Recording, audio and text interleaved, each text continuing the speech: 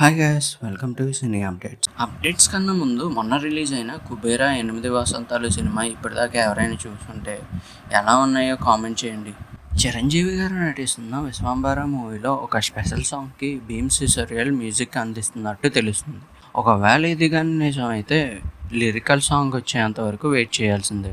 అనిల్ రావిపూడితో చేస్తున్న చిరంజీవి గారి cinema second షెడ్యూల్ని అయితే పూర్తి చేసుకుంది. ఇప్పుడు స్టార్ట్ అవబోయే థర్డ్ షెడ్యూల్లో వెంకటేష్ గారు ఎంటర్ అవుతారని మూవీ టీం చెప్తుంది.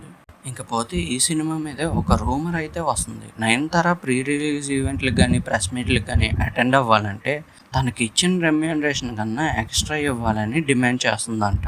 అయినా హీరోయిన్ అన్న తర్వాత ప్రెస్ మీట్లకి ప్రీ రిలీజ్ ఈవెంట్లకి అటెండ్ అవ్వాలి. అలాంటప్పుడు హీరోయిన్గా చేసి ఎందుకు బొక్క?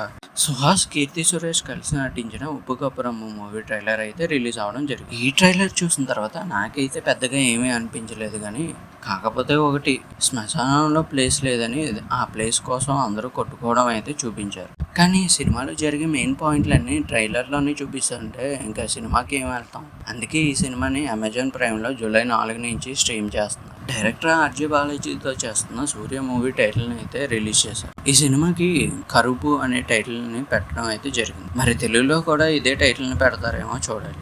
ఎందుకంటే ఈ మధ్య తమిళ్లో పెట్టే టైటిల్లే తెలుగులో కూడా పెడుతున్నారు కదా, అందుకే అనుకున్నాను. అనుష్క శెట్టి నటిస్తున్న ఘాటి మూవీ నుంచి ఫస్ట్ సింగిల్ అయితే రిలీజ్ అవ్వడం జరిగింది. ఈ సాంగ్ విన్న తర్వాత మీ ఒపీనియన్ ఏంటో కామెంట్ చేయండి. నాకైతే పర్వాలేదు అనిపించింది, ఎందుకంటే జానపద గీతం కదా. హరిహర వీరమల్లు మూవీ నుంచి మళ్ళీ కొత్త రిలీజ్ డేట్ అయితే అనౌన్స్ చేయడం జరిగింది. ఈ సినిమాని మళ్ళీ జూలై 24 అయితే రిలీజ్ చేస్తామని చెప్తున్నారు. నాకు అప్పుడు కూడా నమ్మకాలు లేవు.